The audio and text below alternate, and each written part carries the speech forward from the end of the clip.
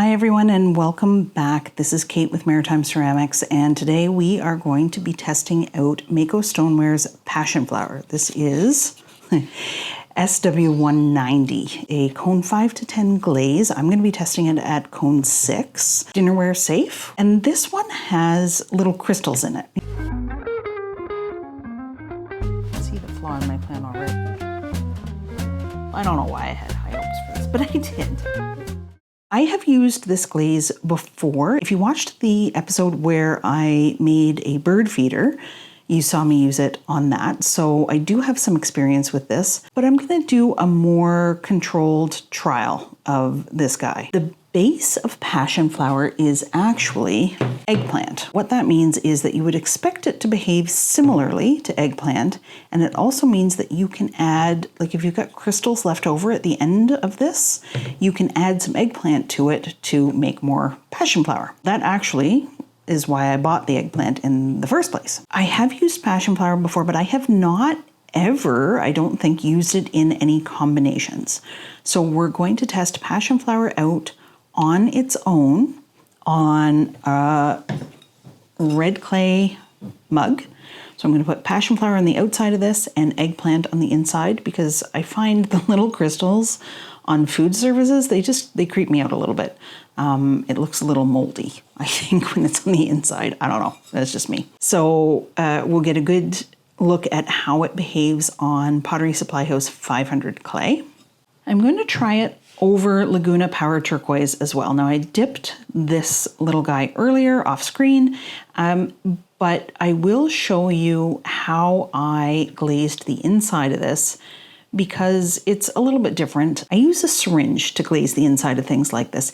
It's just neater and cleaner than trying to pour it into the inside of a vase. So that might be a trick for you if you're trying to figure out how to glaze the inside of difficult spots. I actually use the syringe for mugs and stuff too sometimes.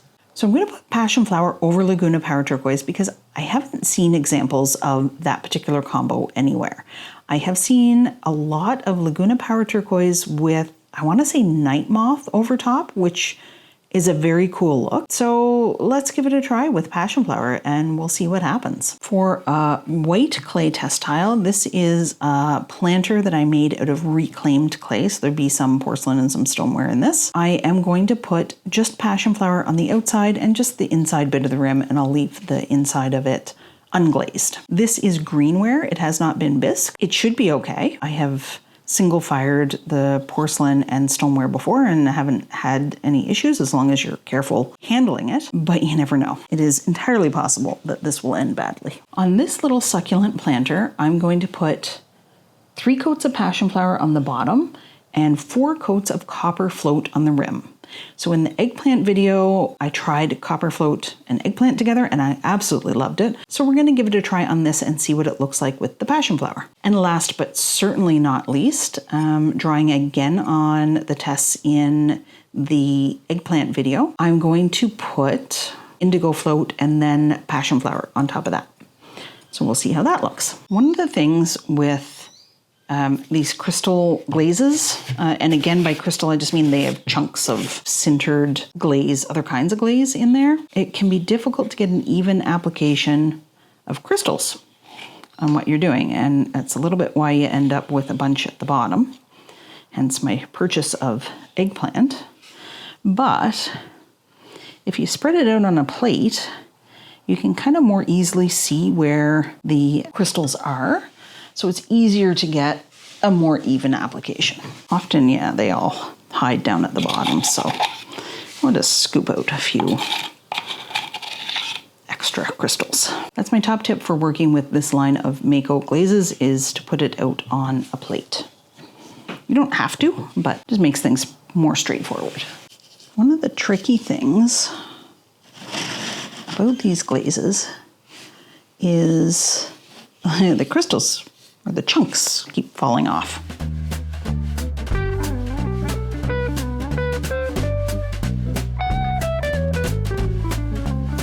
Indigo float, I've written that I'm going to pour it inside. One, it's faster to pour, but also it means you don't need to get a brush coated in glaze and then have to clean it, since this is the only thing I'm doing today in indigo float. I have said this before, that with most brush-on glazes, you can pour them with no issues. If you're wondering why I'm using this as a tester, that's why. This was not a great brush choice for this project. This brush is really meant for large, smooth areas. It doesn't get into the crevices very well.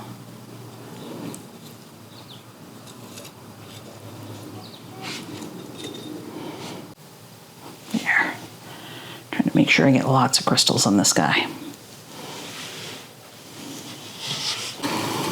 Okay, so this planter, I'm only going to do 2 coats of passion flower because there are so many crystals now that I'm at the bottom of this batch that it's just going to be, I think, a lot of crystals even with just 2 coats. The tricky thing with these glazes, of course, is the 2nd or 3rd coats. If you're doing them, it's hard to avoid dislodging the crystals that you put down on the 1st coat. Okay, so same thing with this little planter. I think I'm just going to do 2 coats because there's so many crystals on there. I feel like 3 coats is just going to be too much. And really, probably what I should have done is a coat of eggplant first as a base and then the 2 coats of passion flower, but that ship has sailed and here we are. So I'm going to readjust, and on this one, the 2nd coat, I'm going to do just eggplant, and then the last coat, I will do passion flower again, so that I get good coverage.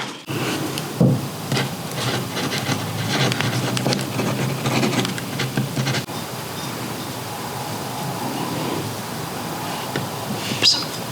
Yeah, okay. Really should have done the inside of this first. Try to avoid dislodging too many crystals, and I really shouldn't have put that back in there because now I think there's a random crystal in that container. So this is actually going to give us a pretty good test of eggplant on red clay, which is one of the test styles that I didn't have when I did the eggplant review. You can see the flaw in my plan already, which is that I need to try and be really careful that I'm not putting crystals into the eggplant. The other thing I'm going to do with eggplant is, very gentle here, the rim, bottom rim of this.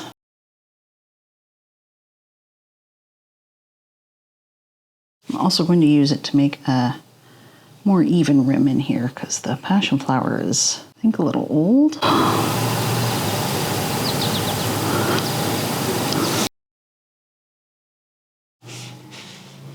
Or maybe I'll just do the whole inside.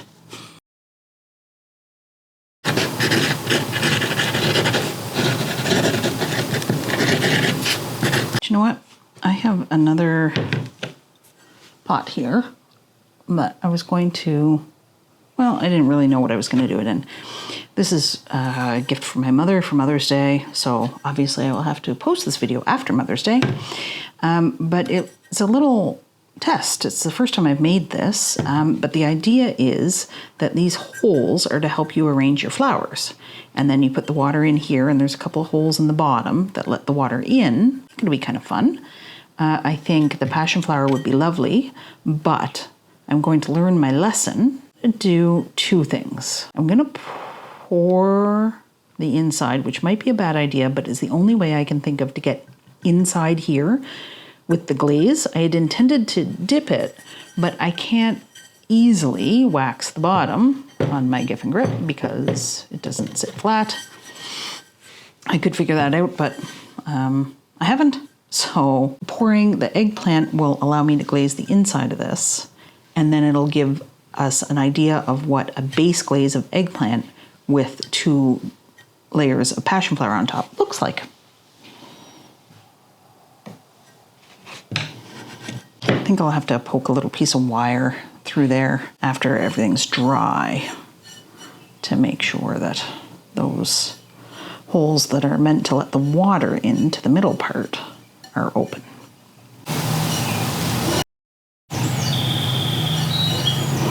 Copper Float has got to be the most satisfying glaze to apply. I started using a lot of it, and really I should get it in dipping form but it's just, I don't know what it is. It's just so satisfying to brush it onto a pot. I'm knocking off some of these crystals as I do this, so I might go back and do a final coat after I'm done the copper float.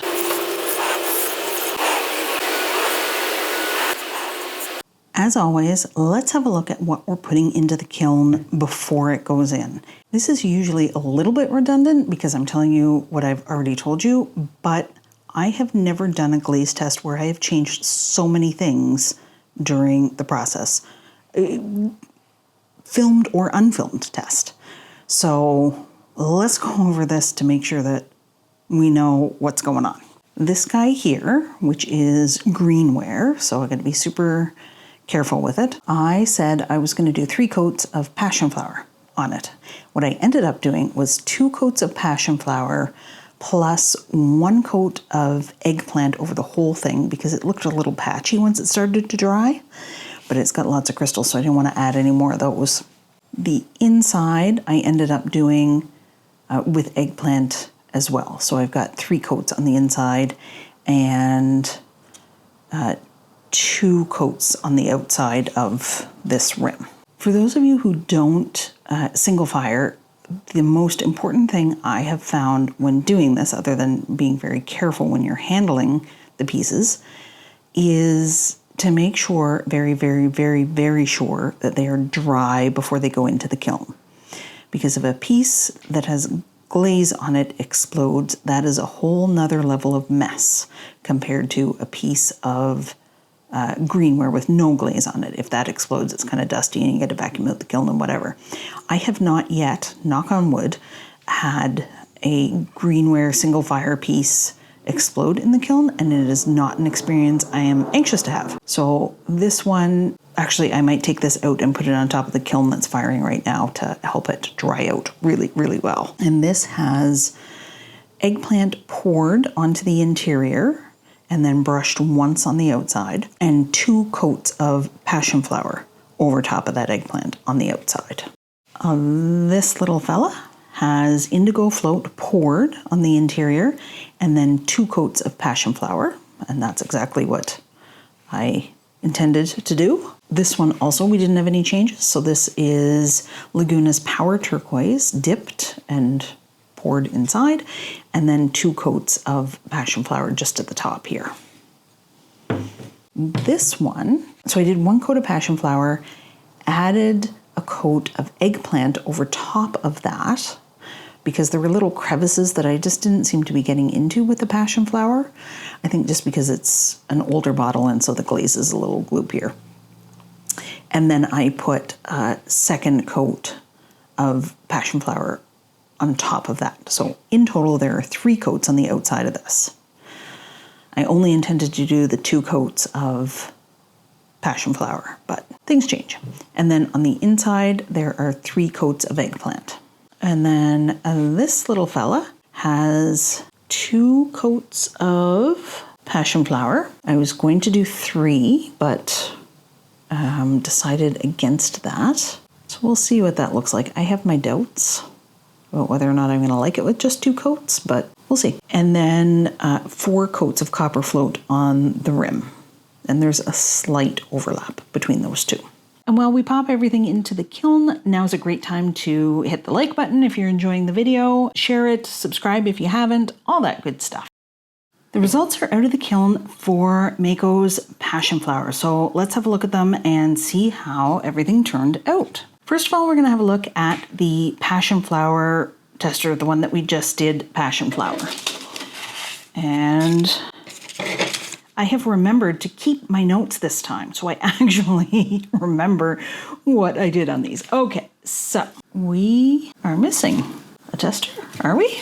Or is this? Oh, interesting. Okay. Okay. Yeah, so I had to double check on this one. I thought this was just passion flower, but this is actually passion flower and indigo float. Now, this is interesting because somebody had commented on my eggplant video that they used passion flower over indigo float, and it gave them that kind of starry night, you know, galaxy kind of look. This is not that, but this is also the inside of a bowl and it has a large flat area. This might not be a really fair tester of those two combined. So I am seeing some interesting stuff happening at the edges here, where you're getting a little bit of that floating oil spot kind of effect. And I think that this would be a good one to test again on something like a mug where it has some space to move and it's not just all pooling in the center. I think this one, you know, if you're interested, this is worth some more tests. I will say that somehow I managed to not get an even coat on the outside, and that does not look great. So it definitely needs the 2 coats. Okay, this time we're looking at just passion flower on its own. This is the mug that I did with 2 coats of passion flower on the outside, and let me check my notes here. No. Oh. Okay. I don't know where my note for this one went. I thought I was doing so well. All right. If memory serves, what I did was a coat of passion flower and then a coat of eggplant, because it wasn't getting into the crevices here, and then another coat of passion flower. So 2 coats of passion flower, 1 coat of eggplant. And this has done really well. The coverage is good. Maybe down here at the bottom, kind of seeing the clay come through a little bit, but I don't mind that. Especially where there's, you know, texture on this mug. Getting a little bit of movement from those crystals at the top, but not everywhere. So there seems to be one kind of crystal that moves. It is fairly light, like, I don't know if you can see, but in these sections here, if you compare it to, well, the inside, which is just eggplant, I don't know if you're going to be able to see that or not, it's a lighter color. And that has not always been the case. I think what's happening here is that I'm getting too many of the crystals. And the crystals are overwhelming the eggplant base. So you're getting kind of a lighter purple here. It's not a bad thing, it's just a little bit different. And interestingly, there is some texture where some of these crystals have melted. Some texture, I mean, with the runs, obviously, but even just here, these little yellow bits. Yeah, I mean, again, it's not bad. It's just, you know, if you really want that super smooth gloss, this, you know, maybe isn't quite that, but I think this is lovely. The inside, which was done with just eggplant, it almost, if you wanted that solid purple color, I think it actually would have needed another coat. But I do have a full review on eggplant, so you can go check that out after this one if you are interested. And then we had another dish here. Succulent planter. Yeah, I don't have the note for this one either. Okay, so I thought I was doing really awesome and I'm really not. I don't have most of my notes. Anyway, this guy here turned out really nicely. It's a nice gloss to the outside. The inside with the eggplant, although it occurs to me much too late that I didn't check to see if those little holes in the side were working. So I guess I better test that before I give it to my mother, right? Anyway, from a glaze perspective, this is beautiful. Nice solid coverage on the inside with the pore of the eggplant, that worked well. And the outside with the eggplant and passion flower worked well too. I had high hopes for this because it is, well, I don't know why I had high hopes for this, but I did. And certainly it is very interesting. There's a lot happening here. I'm not sure how much I love it, but I wonder actually what would happen if you put the passion flower on first and then the Power Turquoise over top of that. I think that would be an interesting thing to test because you can see the movement, but what kind of has happened here is that dark purple color has overwhelmed the Power Turquoise, but it has generated a lot of movement. It did not run off of the bottom, so it was reasonably well behaved, but came close. Apologize for my dirty fingernails. I've been using red clay, but I know you guys won't mind because you are also potters. There's a little bit up here, a little bit of oil spot happening, which is very cool. I wonder what eggplant would look like over Power Turquoise. I wonder if it would go like a purple oil spot. That could be very cool. Anyway, cute. And our last pot was our little succulent planter where we did, and I do have the notes for this one, so yay! This was 2 coats of passion flower and 4 coats of copper float on the rim. And it's quite pretty. Interestingly, I think I prefer the copper float with the straight up eggplant. Purely an aesthetic choice. Just those 2 solid colors next to each other I think are quite lovely. But this behaved more or less how I expected it to. You can see where the crystals are, that it's kind of bloomed through the copper float, which is interesting. See, that's a good example there. And that has caused more movement of the copper float. In general, copper float didn't move very far. I didn't do much of an overlap. The passion flower is looking a little patchy here, so I definitely think a base coat of eggplant would have improved this. You would probably get better results if you were kind of at the top of your bottle of passion flower and you had kind of less crystals to eggplant ratio. So this pot here, we did a base coat of eggplant and then 2 coats of the passion flower.